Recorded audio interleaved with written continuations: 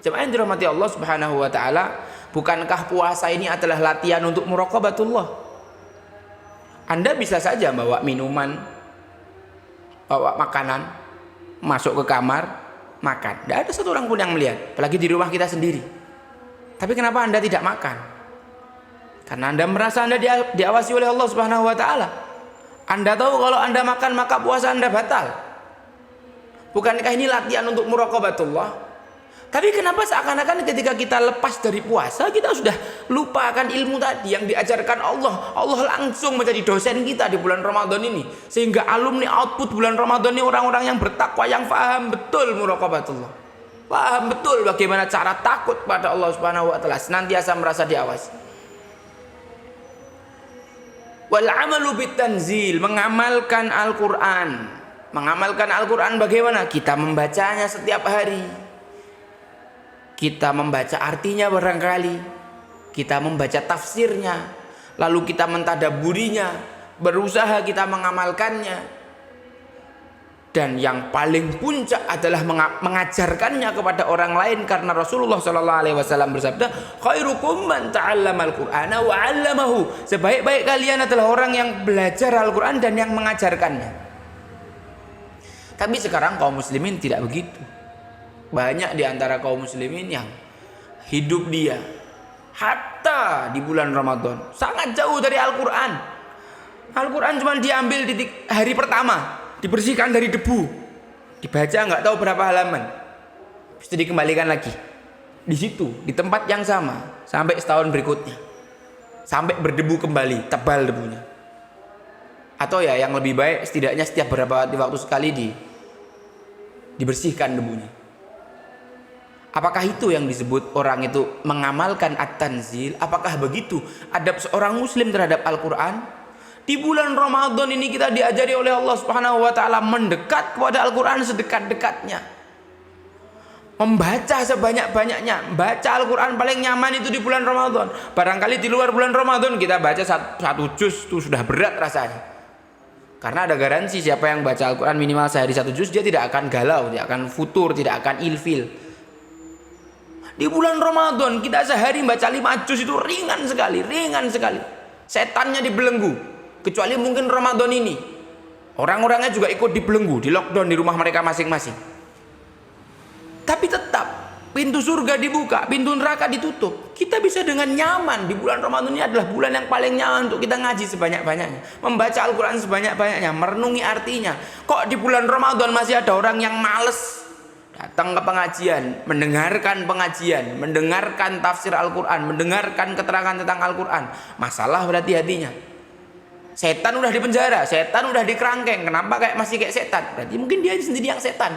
Karena setan itu ada macam-macam jemaah. Ada minal jinnati wan nas, ada dari golongan jin, ada dari golongan manusia. Cara ngadepinya beda. Kalau dari golongan jin, bacakan ayat kursi, selesai hilang dia. Kalau dari golongan manusia, ambil ayatnya, lempar dia pakai kursi, selesai dia. Siapa yang dirahmati Allah Subhanahu wa taala, jangan sampai kita termasuk golongan jin dari golongan manusia, setan dari golongan manusia yang yuwaswisu fi sudurin nas. Bulan Ramadan ini mari kita mendekat pada Al-Quran sedekat-dekatnya, karena itu adalah salah satu dari definisi takwa. Kemudian wal qanaatu bil qalil, menerima Allah Subhanahu, menerima pemberian, menerima takdir yang Allah Subhanahu wa taala tetapkan kepada kita apapun itu. Antuk minabil qadari khairihi wa syarrihi, menerima takdir baik itu yang baik maupun yang buruk. Kadang kita ketika mendapatkan kenikmatan senangnya luar biasa, akan tetapi ketika kita diuji oleh Allah berupa hal yang tidak enak, kita marahnya luar biasa. Kita tidak bisa menerima, berat sekali hati kita menerima. Dia hanya siap menerima yang enak-enak saja. Padahal beriman pada takdir itu ya semuanya. Karena Rasulullah SAW bersabda, ajaban li amril mu'min, aku takjub terhadap perkara orang mukmin, kullu amruhu lahu khair, segala hal urusannya dia itu baik buat dia. In asabahu sarra syakara wa dzalika khairul lahu, kalau dia mendapatkan kenikmatan dia bersyukur dan itu baik buat dia. Wa in asabahu dharra sabara wa dzalika khairul lahu, kalau dia mendapatkan ujian, dia bersabar dan itu baik buat dia. Kita harus mengimani takdir yang Allah berikan pada kita walaupun itu terlihat buruk. Terlihat buruk, bukan saya katakan buruk. Karena tidak ada yang buruk yang akan didapatkan seorang muslim. Semuanya baik buat dia. Kata Rasulullah begitu, bukan kata saya. Allah Subhanahu wa taala berfirman, "Asa an takrahu syai'an wa huwa khairul lakum wa asa an tuhibbu syai'an wa huwa syarrul lakum." Bisa jadi kau suka sesuatu dan itu buruk bagimu menurut Allah. Bisa jadi kau membenci sesuatu tapi itu baik menurut Allah untuk kamu. Maka apapun yang kita alami, sedih sekalipun, tidak enak sekalipun ujian, mari kita nikmati, mari kita belajar untuk menikmati takdir yang Allah Subhanahu wa taala tetapkan pada kita, karena itu baik buat kita, karena itu adalah pelajaran yang Allah berikan langsung kepadanya dari kita, dari Allah Subhanahu wa taala kepada kita. Contoh yang di depan mata kita adalah corona, COVID-19, COVID-19. Apakah kita menerima takdir ini dengan baik? Apakah kita kemudian masuk golongan orang yang ego memikirkan diri sendiri, nimbun masker, walaupun di depan sana tim medis yang di garda terdepan mengorbankan nyawa? Atau jadi orang yang kemudian belajar bisa merubah pola hidup yang sehat, makan makanan yang bergizi, menjaga kebersihan, cuci tangan, istinsyak dan istinsar, tidak asal makan makanan, berusaha memelihara kesehatan tubuh, menjaga ritme olahraga. Atau jadi kelompok ketiga yang dengan adanya ujian ini dia malah berpikir besar. Dia melihat bahwa umat sekarang ada dalam masalah, saya akan menjadi solusi dari masalah yang dihadapi umat. Nah, ini yang paling istimewa. Di balik takdir buruk yang Allah Subhanahu wa taala mungkin timpakan pada kita, di sana pasti ada hikmahnya. Mau tidak, bisa tidak kita mengambil hikmah dan pelajaran tadi?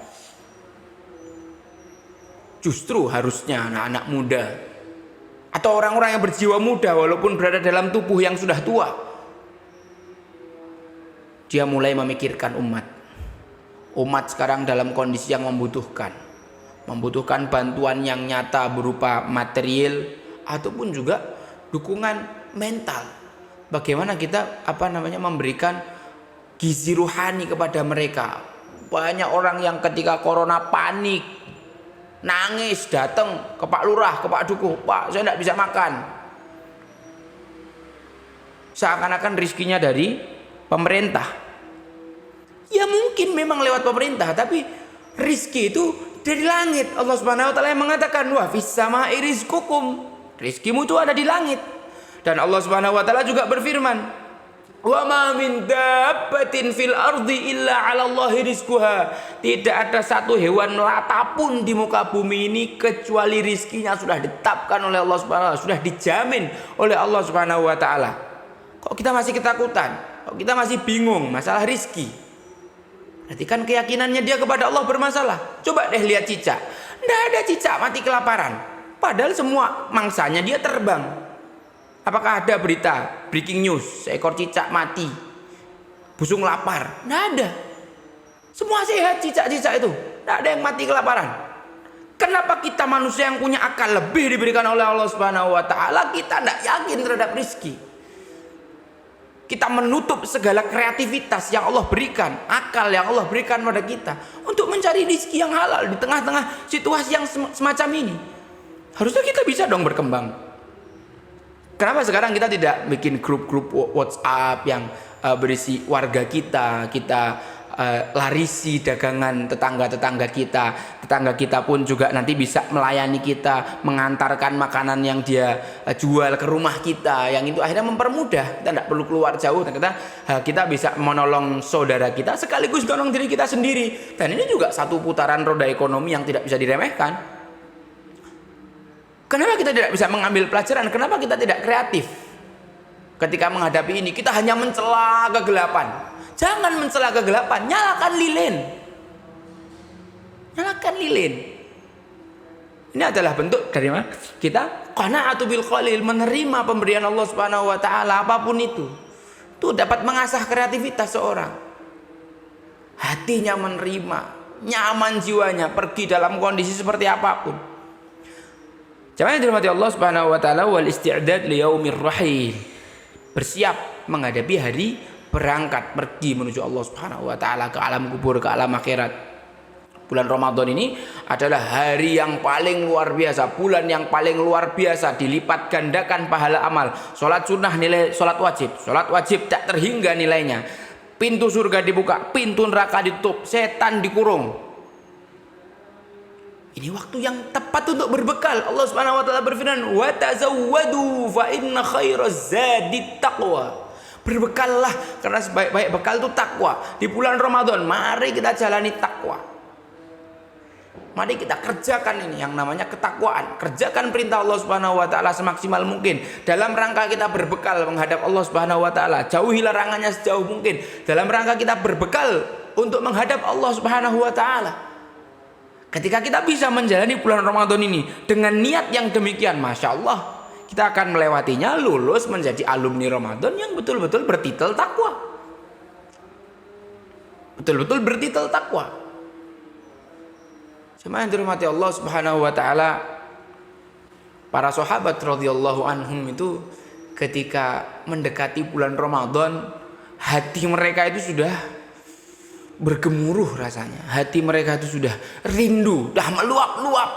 Dekat bulan Ramadan mereka nangis, mereka khawatir kami bisa ketemu enggak sama Ramadan. Mereka berdoa, Allahumma barik lana fi Sya'ban wa ballighna Ramadan.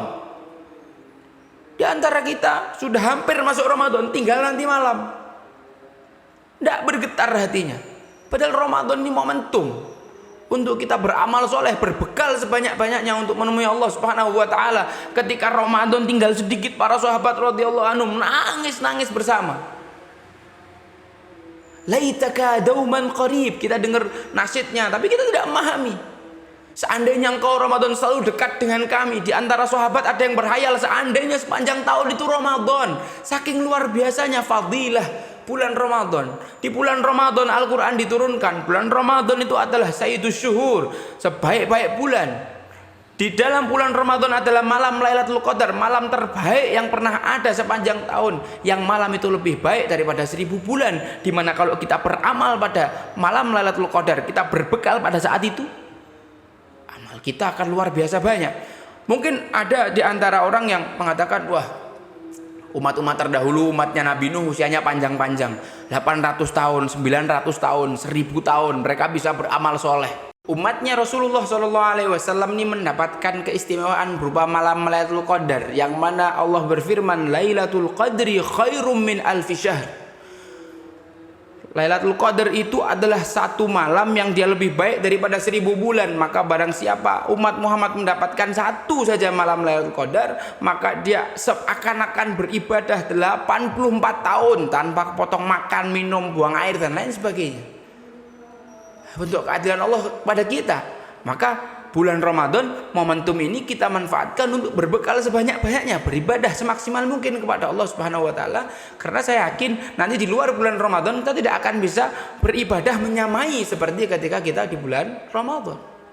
Siapa yang dirahmati Allah Subhanahu wa taala, tadi adalah definisi takwa menurut Ali bin Abi Thalib. Takut kepada Allah, mengamalkan Al-Qur'an, menerima takdir Allah yang baik maupun yang buruk, kemudian bersiap menghadapi hari kita berangkat menuju Allah Subhanahu wa taala. Ada definisi ringkas yang disebutkan Ibnu Katsir tentang takwa. Beliau menyebutkan ismun jami' li ta'at wa tarkul munkarat. Takwa itu adalah segala sesuatu yang merupakan mengerjakan perintah Allah Subhanahu wa taala dan menjauhi larangan-larangannya.